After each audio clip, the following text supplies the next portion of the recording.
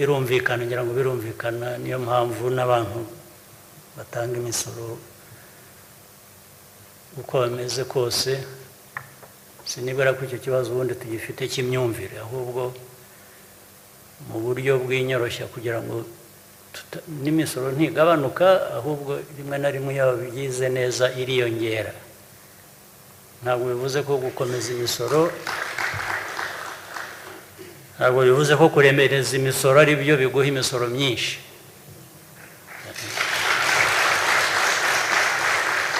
Kandi hari ababishinzwe, hari ababizi, bashobora kubyiga bakaduha uburyo twashaka igisubizo kuri ibyo ngibyo tudafite n'icyo dutakaje. Ntabwo naje hano kugira ngo mvuge ko dukwiriye gutakaza imisoro, ntabwo ari byo mvuga, ahubwo yiyongere. Ariko ushobora kwiyongera mu buryo kandi yorohejwe.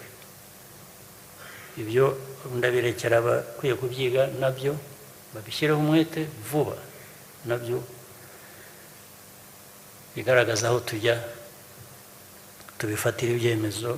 Ndabivugira hano imbere y'inteko ngira ngo abo mu nteko nabo babigiramo uruhare, babe babitekerezaho uko byakwihuta bikava mu nzira.